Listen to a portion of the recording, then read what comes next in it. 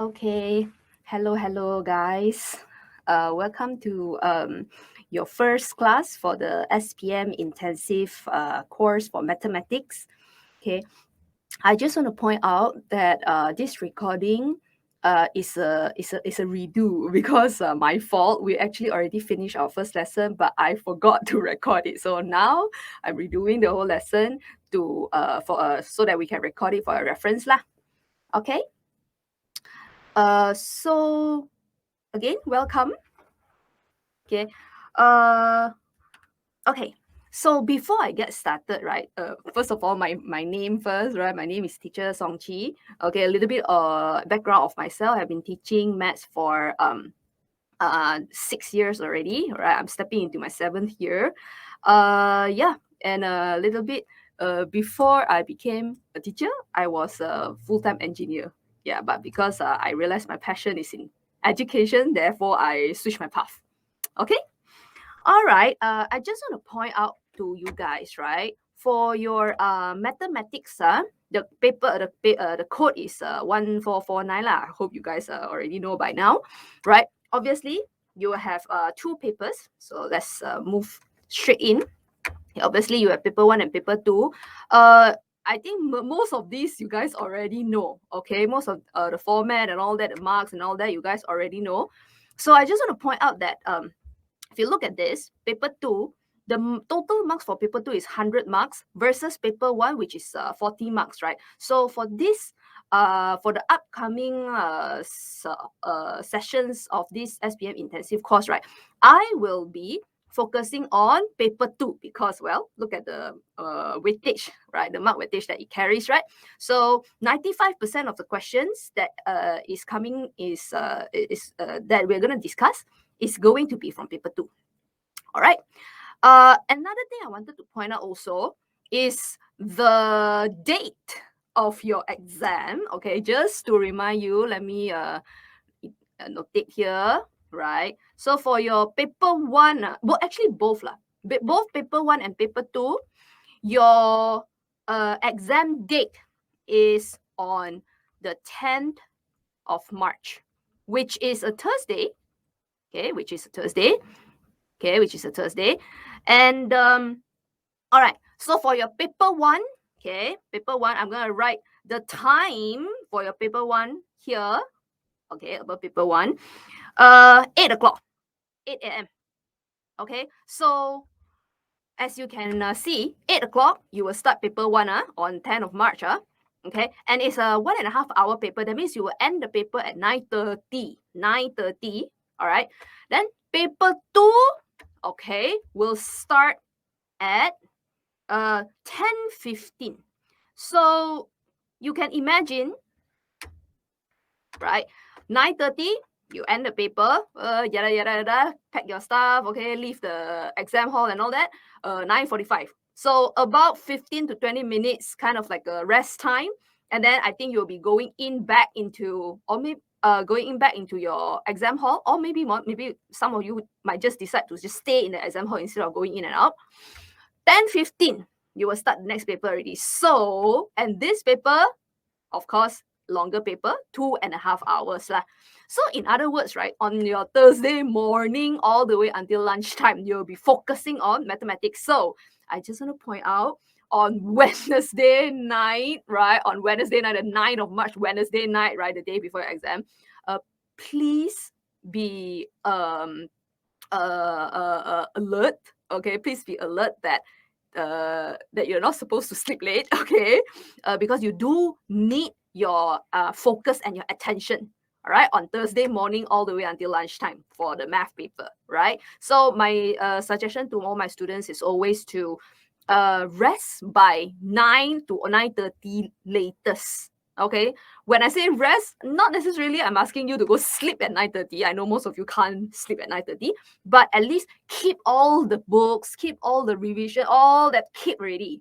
Right, 9:30 is time to brush your teeth, right? I don't know, do some relaxing activities, okay, of your own choice, and then please sleep by 11 or 11:30. Okay, make sure you have a good rest lah. That's what I'm trying to say. All right, And then another thing is, I also want to point out, now, obviously, you guys will be doing a lot of practice papers, right? I hope before you actually do your SPM paper. So, main thing when you are doing your practice paper, my suggestion is, okay, to do the trial papers instead of the past paper. As you guys know, the format has changed, right, starting from this year. So let me very quickly, okay, give me a minute. Let me very quickly show you where you can get the past year papers, trial papers very easily from online for free. Okay, so here. So first of all, of course, Google. Okay, go Google SPM trial 2021, like that. Enter. The first link that you see, trial.spmpaper.me, click this in. See, trial paper by years 2021. You have all the subjects you need. All right, all the trial papers of all subjects are all here. So let's say I click into math, right? Oh, this is okay, let me close this. Look, under mathematics, you have the trial paper from actually most of the states already. I've counted, there are 18 sets of trial paper here. So what, you have about 3 weeks left for to your SPM, 3 to 4 weeks left, right? So you can imagine one day one set is already a lot. Okay, 18 sets. If you want to fit, if you really can finish all 18 sets. And one good news is also, like, let's just say I click into Johor. Look, kertas 1, K1 kertas K2 means kertas 2. They gave you the answer scheme as well. And all of these are for free, right? So please utilize this. After you do each paper, please make sure you mark the paper with the answer scheme so that you know where you did wrong, where you can improve. Make sure you understood all the mistake that you did on one set of paper. Then only you move on to the next set. Like, let's say this one. You move on to the next set. Okay, please do not rush. Please do not rush to finish the past papers without marking them. Because the key about doing not past paper, trial papers. Because the key of doing practice is to learn where your mistake is. If you keep doing all of them without marking it, there's no point. You don't know where you did wrong, and end up you're gonna just repeat the same mistake over and over. All right. Okay, so this is a little tip that I want to share with you. So you can do the same thing, not just for mathematics, right? Look at this, all your accounts, your science, right? Maths, all that, physics, econs. Okay, you can do the same thing. All right, so let me stop the screen and go back to my, okay. All right, so just want to point out that when you do the trial papers, please, the whole purpose, the main purpose of why I prepared this slide is because I want to point out the time. When you do the practice, right, please, I cannot stress enough, time yourself.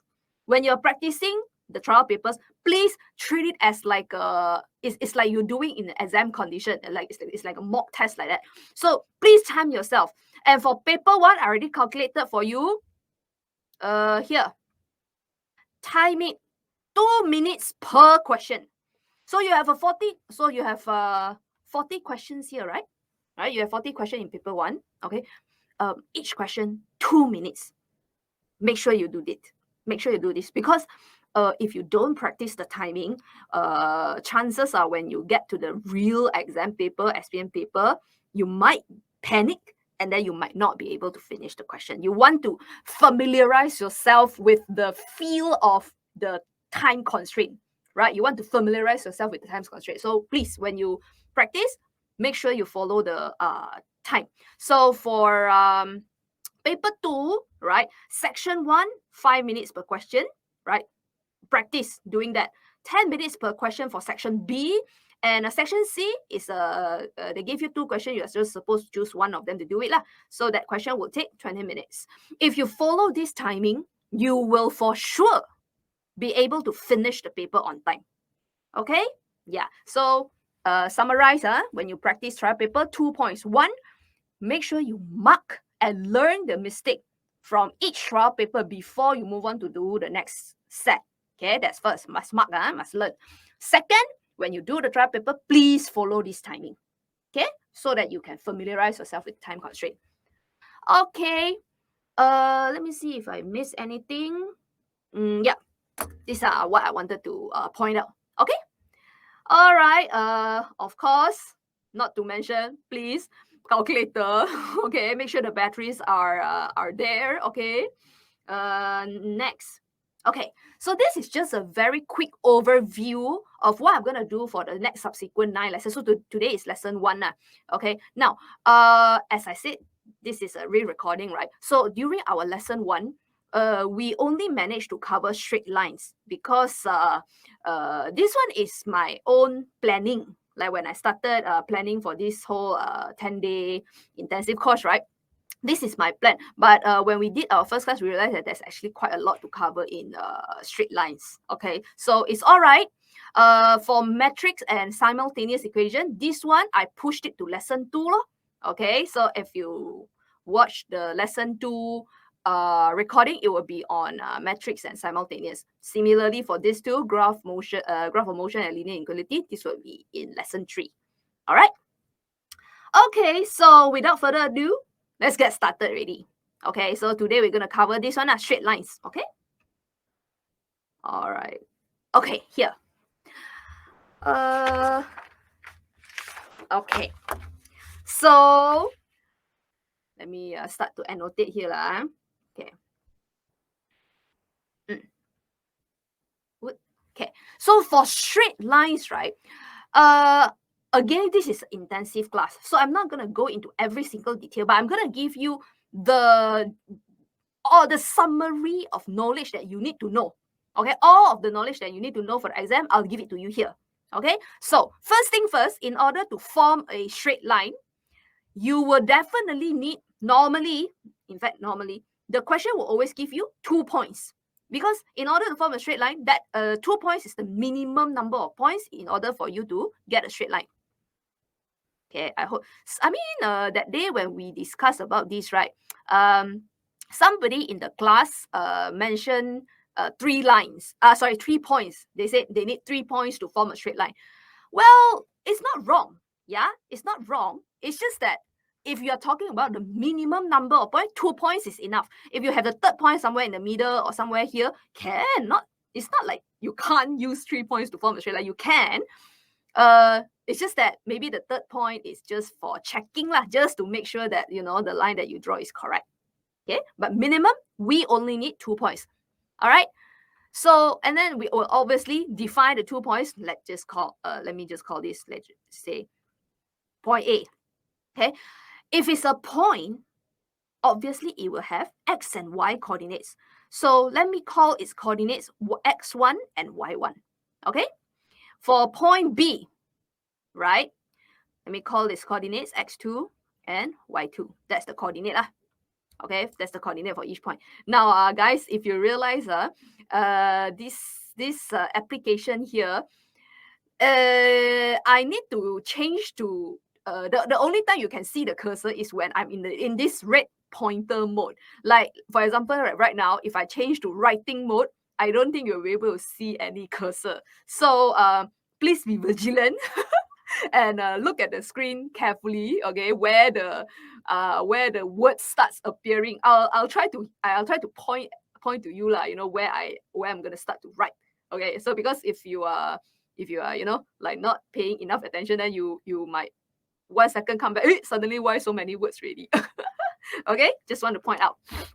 Okay, so now that I've defined these 2 points that is giving me this straight line, okay, let's use these 2 points to look at the formula that's useful. These are all the formulas that's useful for straight lines, yeah? So under the topic of straight line, there are 3 things you need to know. Later, I'm going to talk about this 4th one. But there are 3 things you need to know. The first one is the distance, okay? So the meaning of distance is obviously the distance between point A to point B.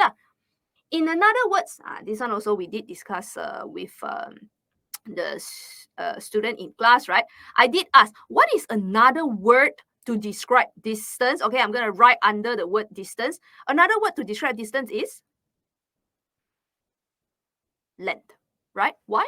Because, okay, I'm going to draw at the line now. I'm going to draw at the line now because if you're talking about from A all the way to B, right?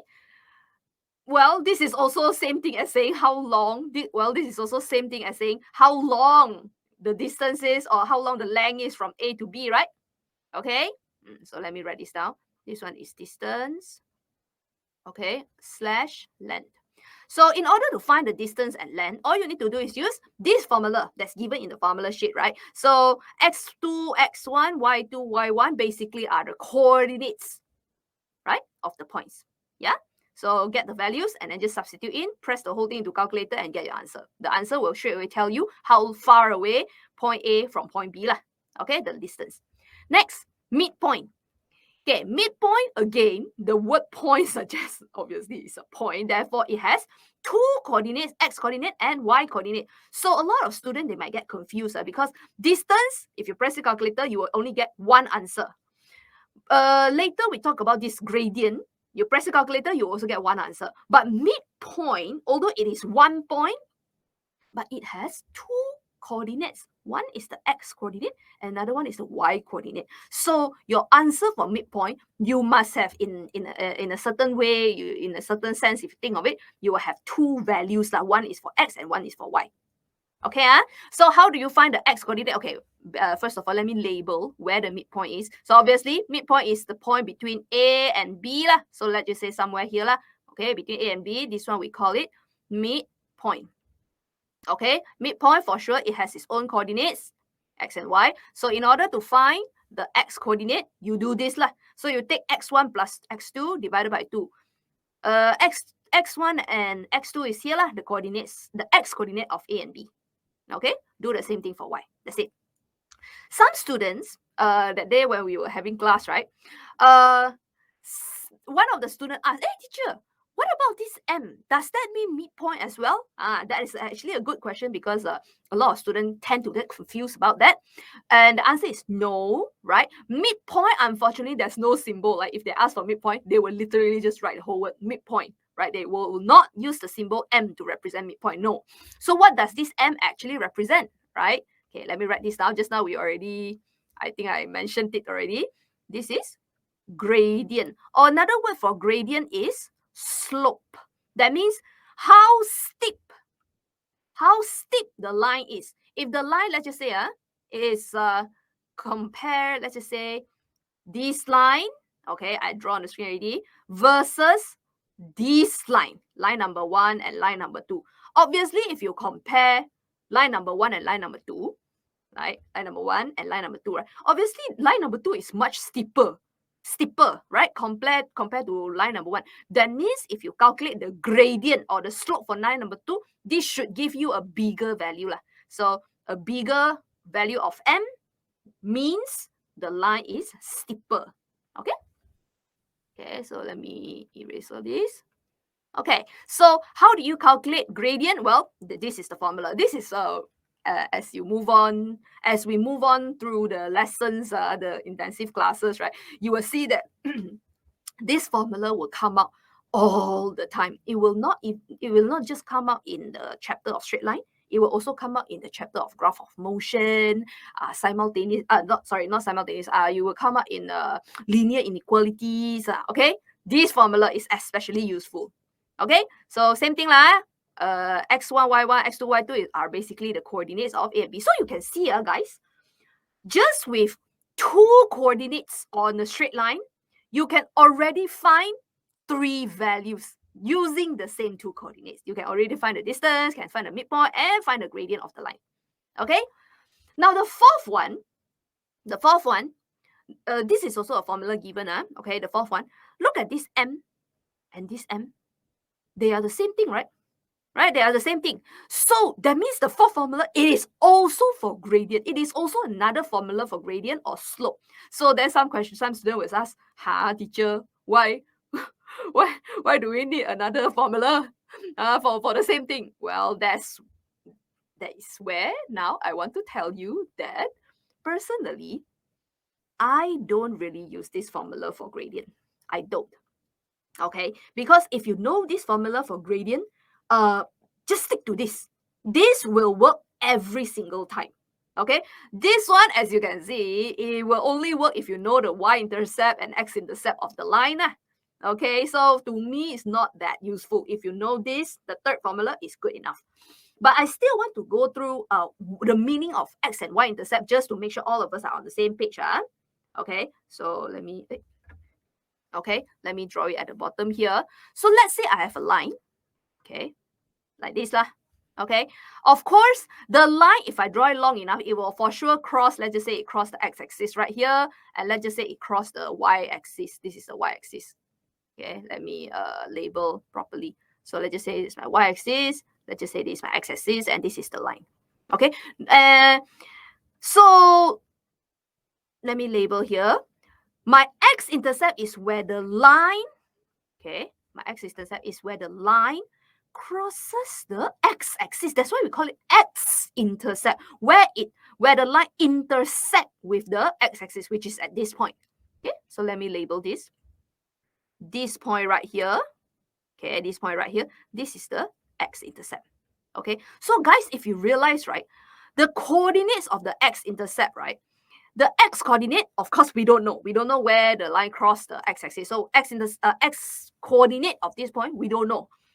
But the y coordinate of the x-intercept, it will always be 0. I hope you guys can see this, right? The y coordinate will always be 0. Why? Because the x-intercept is lying on the x-axis. Any point, okay? Sorry, I need to change to the pointer. I just realized. Okay, my point is the y coordinate of the point must be 0 because the point is lying on the x-axis. Any point lying on the x-axis, right? The y coordinate will always be 0 here. Okay, so here comes a very, very useful tip. X I don't know lah. Okay, here comes a very useful tip. To find x-intercept, all you need to do is you just substitute the y value as 0. Later we will do some question, okay, to demonstrate this. But normally, they will ask you, normally the question is like this. They will ask you to find the equation of the line, right? So once you get the equation of the line, let's say lah, I give you an example lah. Okay, let's just say the equation of the line, y equals to simply 2x plus 1, something like this, right?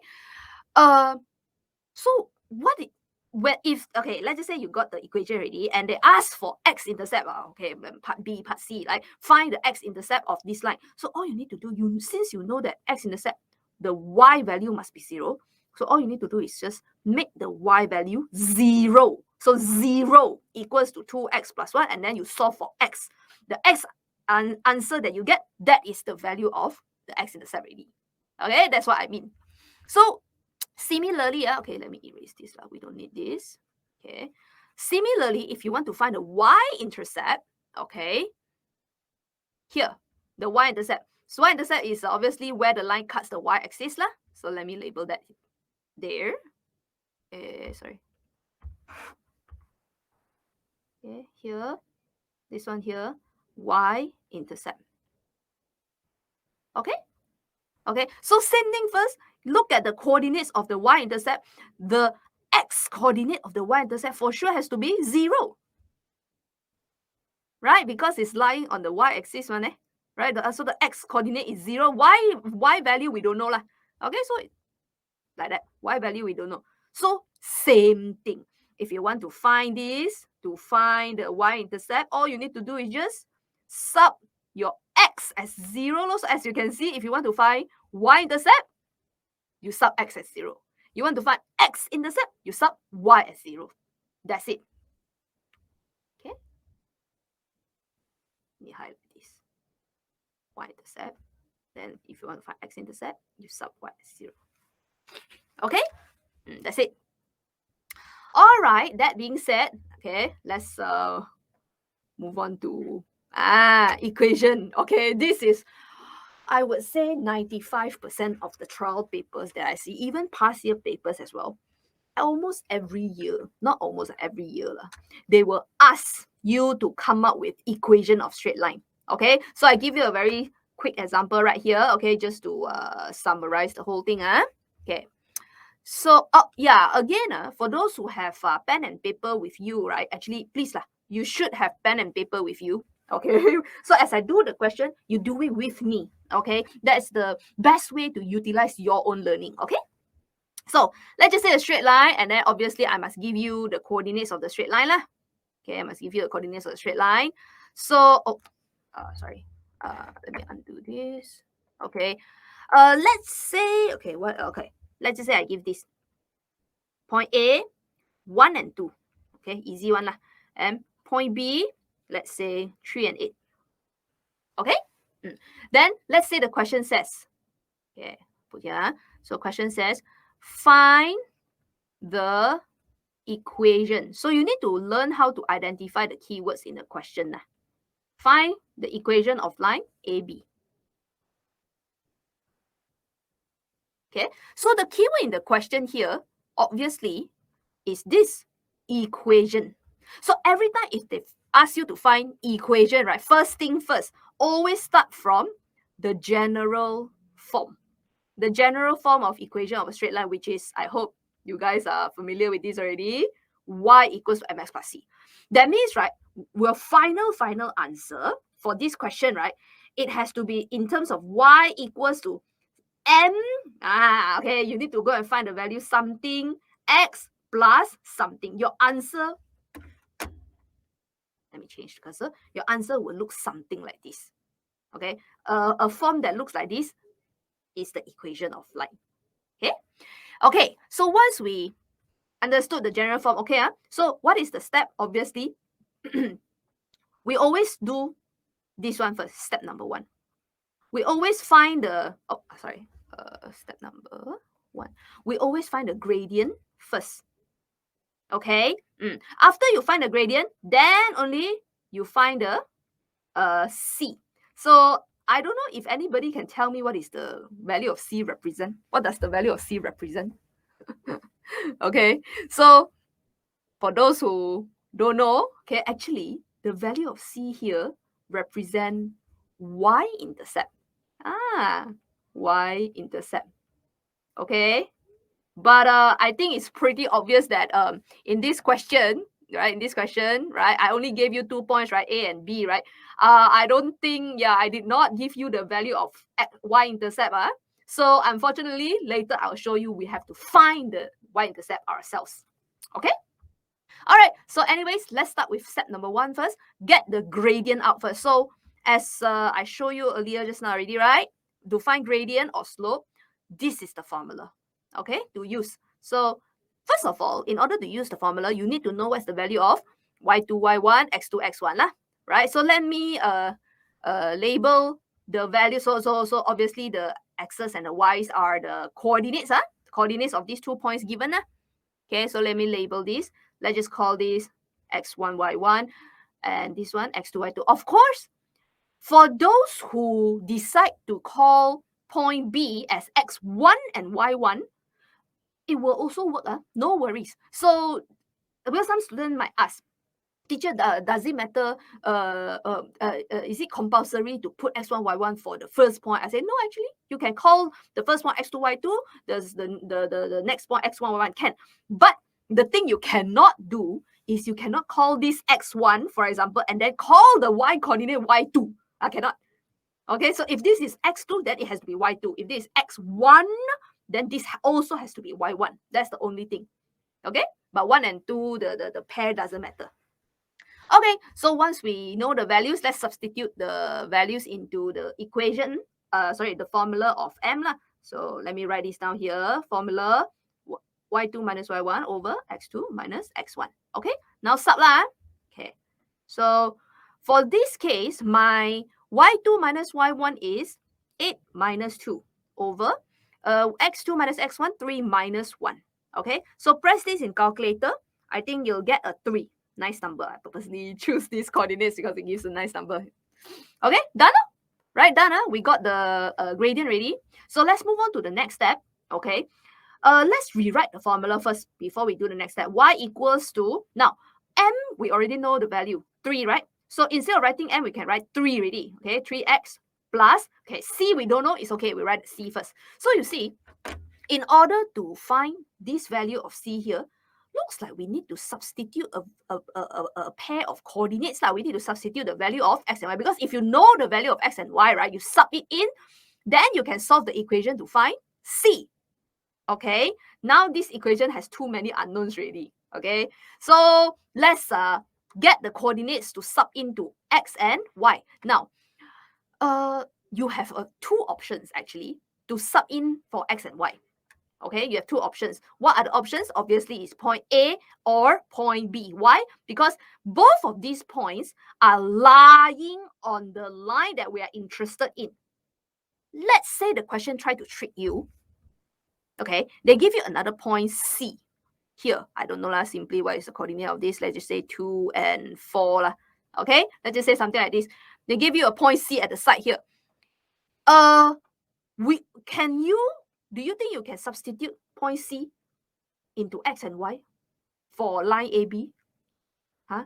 I hope the answer in your brain, or if you're answering me, okay, the answer is no, please. Okay, why? Because C is not lying on the line. You can only substitute the points that is lying on the line of interest. Okay, so you cannot substitute C because it's not on the line. Okay. Okay, so let me get rid of this. Okay, so let's say lah. Okay, I think personally, I think I'll choose point A. Think we'll choose point A lah. Of course, if you want to choose point B to sub in here, no problem. You will eventually get the same answer as me. Okay, but I prefer to choose point A. Why? Because the values are easier. Okay, so let me write. Let me write. Okay, so I said sub point A, 1 and 2. Okay, into the equation. So of course, the value 1 is x value. The value 2 is a y value. Okay, so y is 2 equals to 3. X is 1 plus C. Okay, so 2 equals to, okay, so from here, you just balance the equation. You will get C as -1. Okay, so done. Now we have found the value of y and C. So therefore, our final answer is y equals to m, which is 3x, plus C is -1. So plus a negative.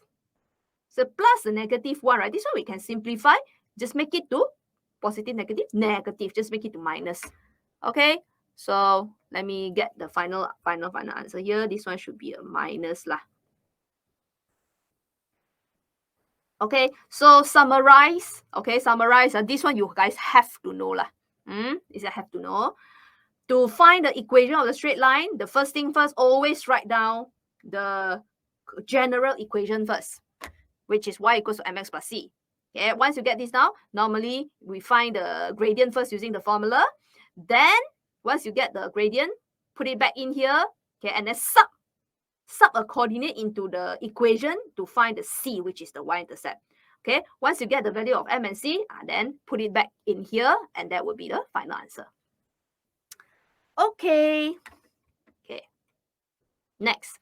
Okay, this tree is very fast. So after we cover this tree, we will go into the what do you call that? The questions. All right. Okay, so parallel lines. Okay, this one mainly is a key. Parallel lines is a keyword. The word parallel is a keyword that you need to recognize in questions. So whenever in questions you see the word parallel lines, line A and line B are parallel, then you need to realize, okay, let me draw this out. Okay, so let's just say line number 1 and line number 2 lah. Okay, so obviously you look at these two lines, okay, both of them are going into the same direction. That is why we call this parallel lines. Let me call this line number 1, and then let me call this line number 2. Okay, so if two lines are going into the same direction, right? Some students say the length of the two lines. They say, teacher, the length for line number 1 and line number 2, is it have to be the same? Do their length have to be the same if the lines are parallel? So I hope you will answer me no, because obviously look at this. If it's parallel, it just means that they are going to the same direction. But one line can be shorter than the other, no problem. As long as they are going into the same direction, they are parallel already. So the length is not necessarily the same. No. So obviously the midpoint for sure will not be the same also lah, because one shorter, one longer ma. However, if they are parallel, I hope you can tell me that the gradient, the slope, the steepness, how steep these two lines is, must be the same, because if they have different steepness, if one is steeper than the other, then for sure they are going into different direction and eventually they will cross each other. Okay, parallel lines, they don't cross each other. So every time, let me write this down, it's very important. Every time you see parallel, the keyword parallel, that means the gradient must be the same. Gradient of the two lines must be the same. In other words, we write it like this: M1, okay, gradient of the first line is equal to the gradient of the second line. Every time you see the keyword parallel, you just straight away write this down, because you know for sure they're going to get you to do this already. Okay, later, of course, we will see example questions. Okay, next, horizontal lines and vertical lines. Now, I just want to point out, right, just now when we did the equation of straight line, this whole process, y equals mx plus c, finding m, finding c, right? This whole process will work for slanted straight lines, okay, like this, or if it's the other way around also can. Okay, if it's the other way around, also use the same technique, y equals to mx plus c. However, if the line is very nice, like horizontal line, for example, let's just say this is my x-axis. Okay, let's just say this is my y-axis. Okay, so let's just say I have a horizontal line, means a line that is parallel to x-axis or something like this. Okay, so let me label, let me label my axis properly so that you don't get confused. This is my y-axis, this is my x-axis. Okay, now let's just say this line right here, okay, is a horizontal line which is parallel with x-axis, right? When you see a horizontal line, and if they ever ask what is the equation of this horizontal line, guys, there is no need to do the whole y equals mx plus c thing. No need for horizontal lines. Later for vertical lines, also same thing. These two types of line, you don't need to use the process to find the equation, because why? The equation is very easy. Let me write it down right now. Let's just say if this line, okay, let me zoom in for you guys. Okay, let's just say for this horizontal line, it is crossing, this horizontal line is cutting the y-axis at, let's just say simply like 3, let's say. Okay, so this line is cutting the y-axis as 3. The equation is just straight away y equals 3. That's it. This is the equation of the line already. So same thing, if I have another horizontal line at the bottom here, okay, also parallel to x-axis, let's just say this horizontal line crosses y-axis at -4, then the equation is just straight away y equals to -4. That's it. There is no need to do the y equals to mx plus c. This is the beauty of horizontal lines. Okay, so some of you might have already realized that, oh, teacher, if it's a vertical line obviously is going to be parallel to the y-axis. Okay, so if it's parallel with the y-axis, give you an example right here. Okay, I'm going to draw it. Ta-da! Okay, right here. Okay, right here. So parallel to the y-axis, that means, right, this vertical line is cutting the x-axis now. Let's say it cuts at 2. So the line cuts at x-axis at 2. Done. This is the equation of the line. Okay, very easy only. So let's just say I draw another line, another vertical line here, and let's say I said this line cuts at -3 lah. Okay, let's say it cuts at -3. That means the equation of this line is going to be x equals to -3. Okay, because it cuts the x-axis at -3. So very easy, a horizontal line and vertical line. The equation, you just see where the line cuts. The line cuts at x-axis at 2, x equals to 2. The line cuts at y-axis at 3, then y equals to 3. Okay, done. This one only for slanted lines. Sengit one, only for the sengit lines, you do this. Okay, so guys, this is everything you need to know. Okay, we took about 40 minutes. Yeah. Okay, to cover everything you need to know for straight lines. Okay, so if you understood all the concepts here, okay, let's do some practice questions. No, trial questions. Okay. Okay. Let me move on. Okay. So this is a trial question from Selangor paper. Okay, paper 2, question 9. Okay, so let's read the question together. Okay. So first of all, let me highlight the keywords. Diagram 5 show a rhombus. Rhombus is the keyword. KL. Okay, it's a rhombus. KLMN. KLMN.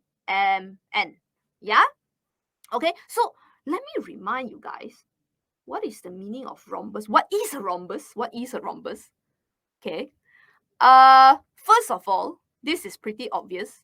This is a square, right? This is a square. Let me label this. This is a square.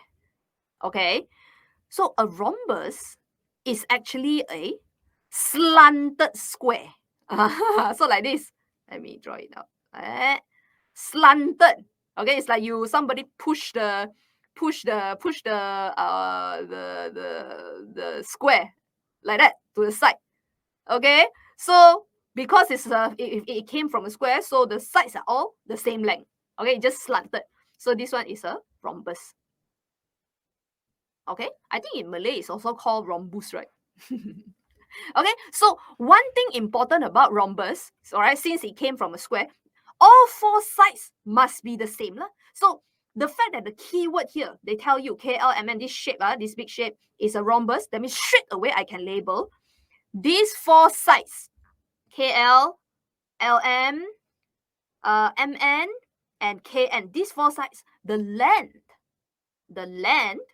must be the same really because it's a rhombus. Okay, and then another thing about rhombus is also this. Let me label on the rhombus. It's not just the length are the same, but the opposite sides are opposite. The opposite sides are parallel as well. It's going to the same direction, like that. Like that. Okay, this is the property of a rhombus. So again, right, if you know that the 2 sides here are parallel, the opposite 2 sides here are parallel, that means if okay, to remind you a little bit from our previous slide, okay, where was it? Whenever we talk about parallel lines, there, please take note already. The gradient of the opposite sides must be the same. So let me write this down. Okay, let me write this down.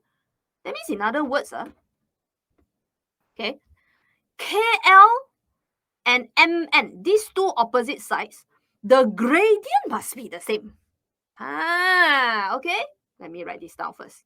So note, gradient, okay, of KL must equals to the gradient of M and N because they are parallel. Let me write this down also because they are parallel.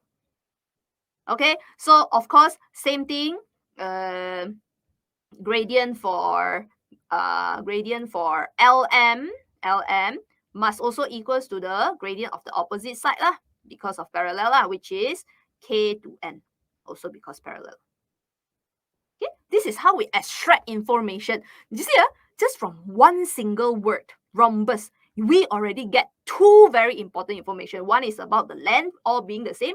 Another one is the opposite sides having the same gradient. See? Okay. So let's move on. Okay. What else? Given that there we go. Okay, there we go. Given that Kn is 10 units, this 10 units is telling us the length lah. So from K to N, this one let me label very quickly, 10 units. That means all the other sides must be 10 units as well. All the other sides must be also 10 units long. Okay, Okay, so now let's do the question. Find the gradient of straight line LM. The gradient of LM. Where was it just now? We were talking about the gradient of LM. See, the gradient of LM is equal to the gradient of K to N.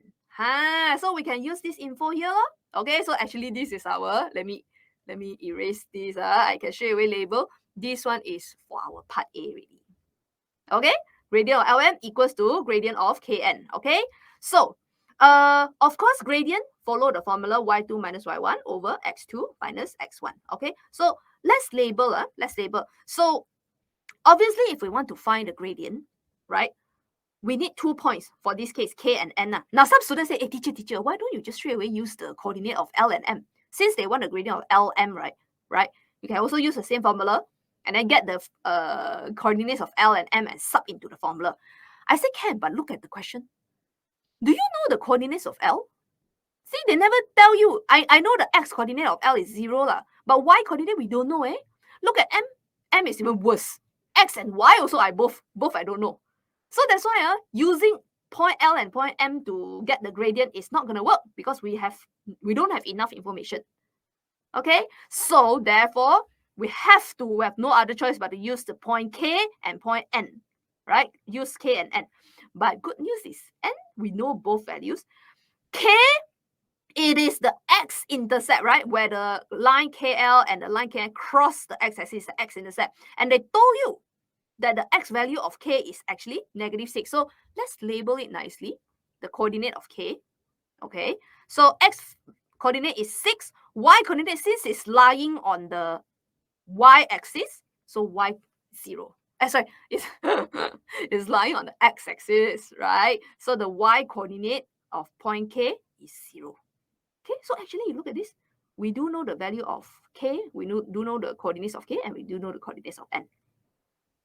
Okay, so with that being said, let me label Okay, let's just simply let's call this x1, y1. If you want to call this x2, y2 also can. But my N, I'm just going to call it y2, x2 and y2. Okay, so with that being said, now we can substitute the values in. So y2 minus y1, my case, is going to be 6 minus 0. x2 minus x1, 2 minus a -6. Please be careful, because the coordinate of x1 is already a negative value. So when you sub, make sure you sub a -6 here. The minus comes from here. So minus a -6. Okay? So if you press this in calculator, okay, I think you're going to get a 3 over 4.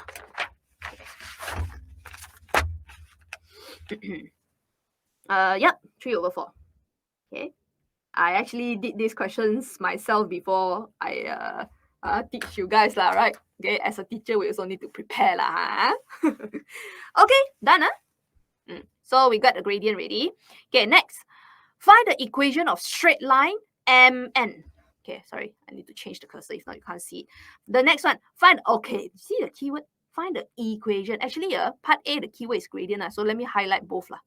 Okay, part A, gradient. Part B, equation. So the fact that they say equation, remember straight away, equation of line M and N. M and N, if you look at here, M and N, this is definitely a slanted line. So how to find the equation of a slanted line? Remember just now we said start with the general equation, which is y equals to mx plus c. Okay, y equals to mx plus c here. Y equals to mx plus c. Okay, that means later we have to find what is the value of m, and then we need to find the value of c, which is the y-intercept of the line mn. So this one we are interested in mn. So, okay, let's get started. Okay. So what is a good place? Okay, never mind. Okay, so let's do this. This is our first step. Step number 1. Okay, so okay. So the thing about this question, right, is that, see, if you want to find the gradient, right, obviously the gradient for this case is I'm going to need to find the gradient of mn. Okay, but unfortunately, if we want to use the formula of gradient, again, we know the coordinate of n, but we do not know the coordinate of m. We're missing the coordinate of m. So that means there's no way I can use m and n and sub into the gradient formula to find the gradient of mn. Yeah? However, if you guys remember, ta-da, right, the equation, the gradient of mn is actually equals to the gradient of KL, the opposite sides. Yeah? Because they are parallel. So if mn, very hard to find gradient, then just find the gradient of k and l. That will be the same value, right, to the gradient of mn. Okay, so let's see if we can get the gradient from K and L. Okay, K, we know the coordinate, no problem. But L, for now, we don't know the coordinate.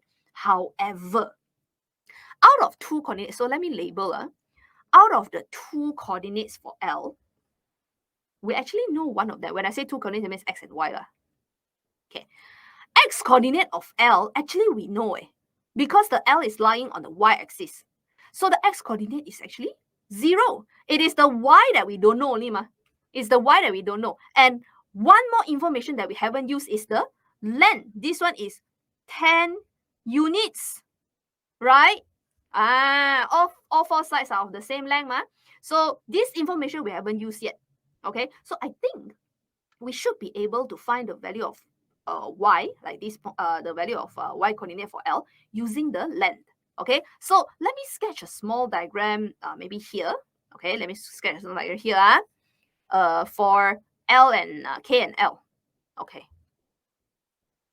so K and L looks like this, and then L to the origin. Okay, and then this one is point K to the origin. Okay, I think some of you might already saw it already. This is point K, right? And then this one is point L, and this one is point O. Okay, so obviously if I do the, okay, and then the length of K to L is 10 units, right? Okay, now see, some of you might already realize, hey teacher, isn't this a right angle triangle? Right? And then if look at this, if the coordinates of K, it was -6 and 0, that means from here to here, the length is 6 units lah. Right? So if that's the case, a right angle triangle, right?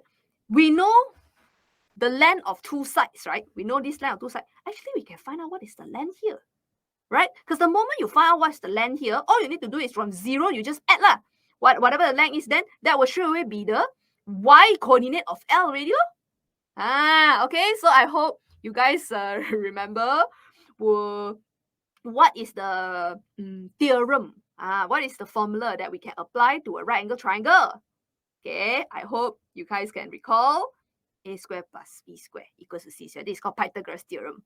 Okay, so this is my unknown, my y here. So let me substitute y squared. So let's just say my a is y, my b is 6. Okay, 6 squared equals to my c. C has to always be the longer side, which is for our case 10.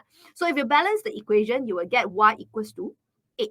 I'm skipping these steps here because everything from here, right, just algebra that this one you press in calculator, get 100. This one press in calculator, get 36, and then do your algebra. Your y will be equals to 8. That means, right, the length of y from here to here is going to be 8 units. 8 units. That means, let me go back to my diagram 5 over here. That means from here to up here is 8 units. So your y coordinate must for sure be 8 already lah. Okay, so yes, that's great. There we go. We found the coordinates of L already. So the reason, if you recall why we wanted to do that, is because, okay, with the coordinate of K and L, you can now sub into the formula for gradient.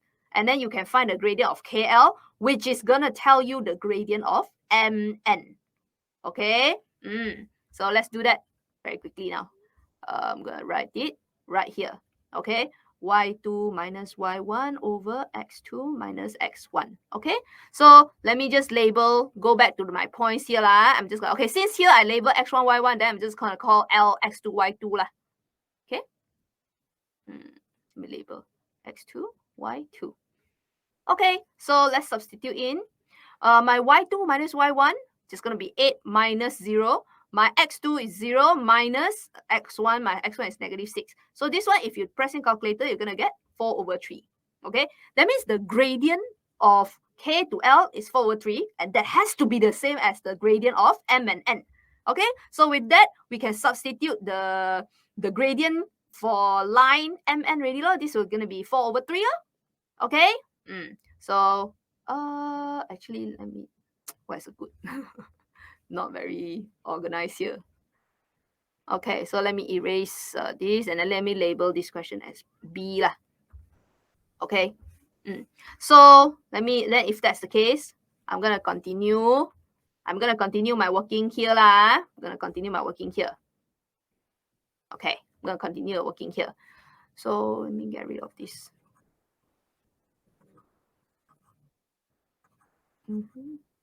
Then, okay, so y equals to mx plus c. Our m straight away it was 4/3 already. Okay, now after that, this is our step number 2. Okay, fine. This one is step number 1. Okay, we found this already. This one done. Step number 2, okay, so since we know the gradient already, we can substitute in y equals to 4/3x plus c is the unknown that we're supposed to find.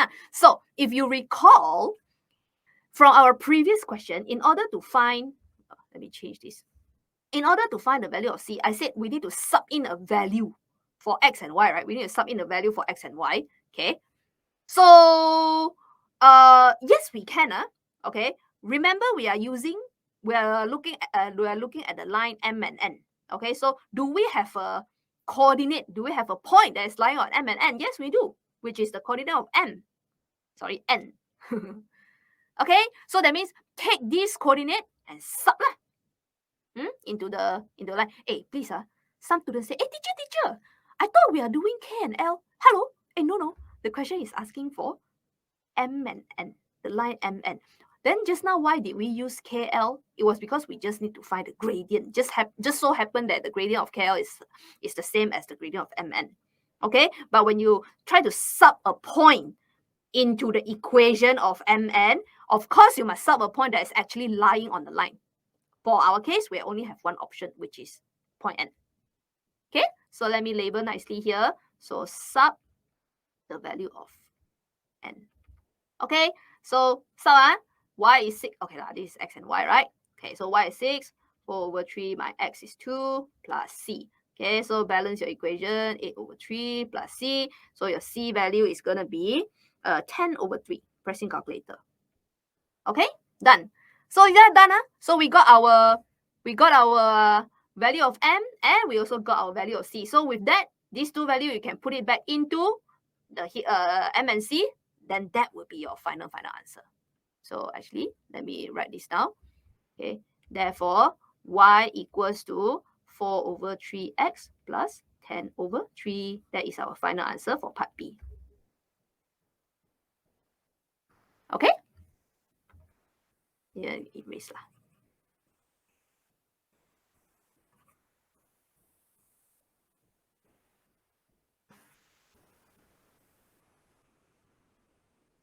Okay.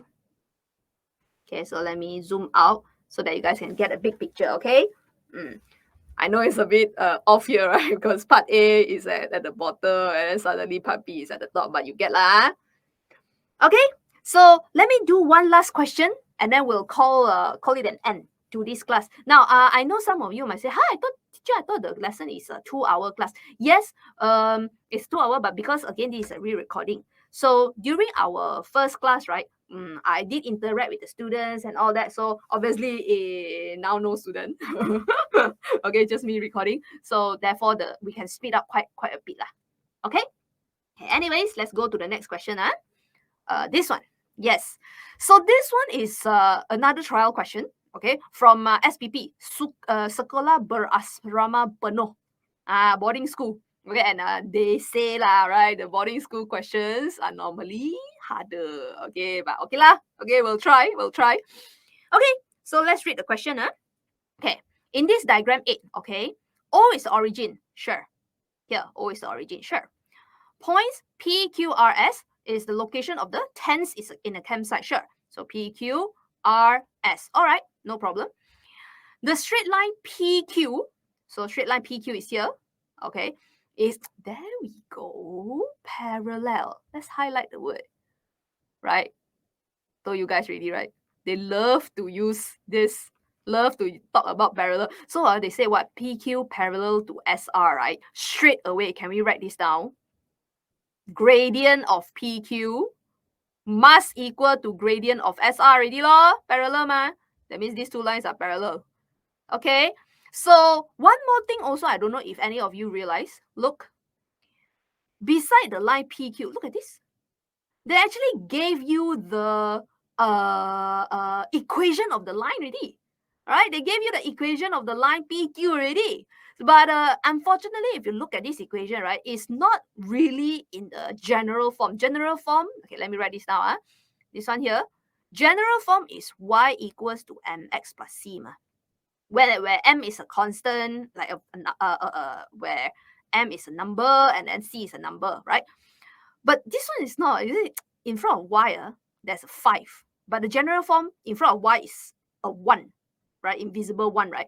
So that means if I want to change this form into y equals to mx plus c form, all I need to do is just get rid of the y lah. So divide y to the other side. Okay? Divide y to the other side. Let me do that right now. So if I divide y to the other side, this one divide 5, then divide 5. Okay? That means my y will equal to 8 over 5x plus 50 divided by 5 is 10. Okay? So by changing the equation into, we call this general form. Change this equation to general form is very, very useful for us. Why? Because we know the gradient straight away. Just compare, you see? We know the gradient, and then we also know the c. C, if you recall, the value of c means y-intercept. That means, right, we know the gradient of PQ, it has to be 8 over 5 already lah. See, so many information we can extract. So the gradient of this is 8 over 5. In other words, the gradient of SR must also be 8 over 5. Okay? Another thing is the y-intercept, right? The value of C is 10. That means the y-intercept for PQ, this line, is going to be 10. So y-intercept means where the line cuts the y-axis, that Q. That means Q, this point here, is going to be 10. There's so much information we can extract. Okay, so let me label this. Q here, this point here is going to be at 10. Okay?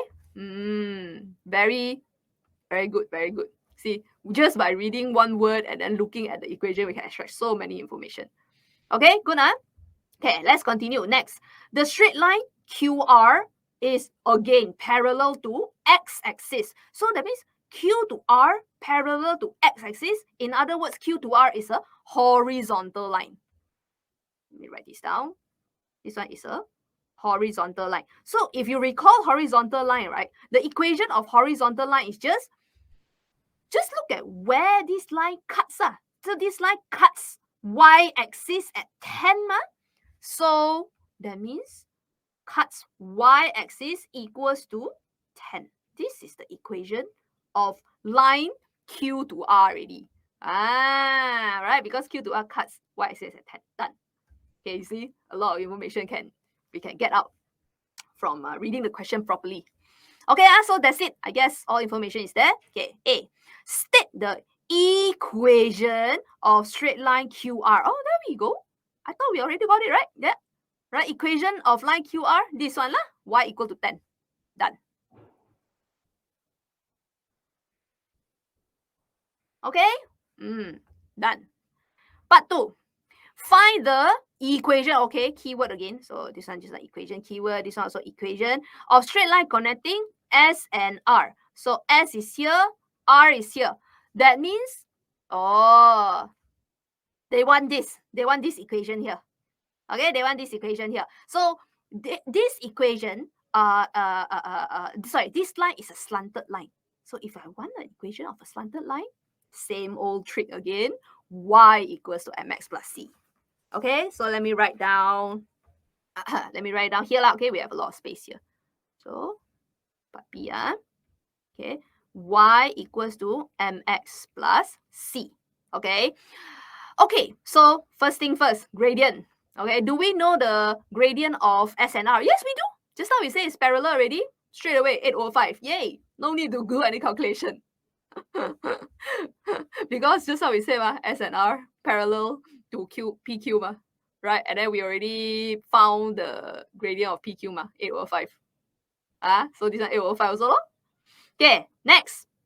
you need to find the the y-intercept. All right, this one. You need to find this one. Okay, so normally how do we find this one? Recall, we substitute the gradient back into the equation first, and plus c. Then we need to sub a coordinate, x and y coordinate, into the equation. So that means you need to find a coordinate, right, that is lying on the line S and R. That's lying on the line S and R. Oh yeah, sorry guys, I forgot to mention. When I copy this question from the trial paper, right, I forgot to copy one very important information. So let me write it down right now. Okay, so missing info, so additional info that is missing from the question. Okay, is that there are two info missing. The first one is the scale of this drawing is 1 unit equivalent to 2 meter. Okay, this is the first. Wait, let me write nicely. Okay, the next info that's missing is QR is 20 meters. Okay, these two is my my bad lah. Like when I copy the question, I forgot to copy also these two info. It's actually also given in the question. Okay, so let's use the info again. Okay, so I think we use the second info first. QR. So from Q to R, the question says this is 20 meters. Okay, 20 meters. The length is 20 meters. However, in a coordinate system, right? Look at the unit for x and y. They didn't say this one is in terms of meter. What? So you cannot just straight away put like this. Oh, from here to here 20. Cannot. This is wrong. This is wrong. Okay, because for coordinate system, x and y coordinate, the length is always in terms of units, not meter. Okay, must be in terms of unit. So that is why they gave you the first info here, the scale. So 22 meter equivalent to 1 unit. So if it's 20 meter, that will be equivalent to, let me write this down, that will be equivalent to 10 units lah. Okay, so 10 is the value that you have to use to put into the coordinate system. Because coordinate, they don't use meter, centimeter, all that one, unless they purposely say so. If not, they will be always in terms of units. So that means this one is 10 units. Okay, from Q to R. Okay, so if you know that, okay, from Q to R, 10 units, hey guys, that means I can already tell what is the x coordinate of R, right? Because Q is at x0 ma. After 10 units, obviously the x coordinate of R has to be 10, right? Let me label this. Okay, x coordinate here, right, must be 10. The length is 10. So the coordinate of R must be 10. X coordinate is 10. The y coordinate, since R is of the same level with Q, it's horizontal line. So the y coordinate for R is also going to be 10. There. This is how. Okay, so remember we said we wanted a coordinate, we wanted a point so that we can sub into the equation of SR to find. I think just now, sorry, a little bit of hiccup in terms of the connection. Okay, but it's okay. So let's continue here. Okay, we were talking about substituting the coordinates of R, okay, into the equation. Okay, so let me write it down there. Sub 10, 10. Okay, into the equation that so this one is x value, this is y value. So sub 10 equals to 8 over 5. X is also 10 plus c. Okay, so balancing the equation. Okay, so c is -6. Okay, so done. We have gotten our x and our value of m and value of c. So now we can put it back in. Y equals to 8 over 5x plus a -c. So plus a -6, because our c value is -6. But then we can always simplify that, right? Because plus a negative value basically just means minus, positive, negative, -6. So leave your answer like this, the most simplified version. Okay, done. This one, leave it this way. Okay, so that is the equation of line SR lah. Okay, I think that's it. All right, good. I think that's it. So that's it for our lesson 1. So the next lesson is again going to be in terms of the next lesson is going to be on these two, matrix and simultaneous equation for lesson 2. All right, okay, good luck, and I'll see you in the next lesson. Bye bye.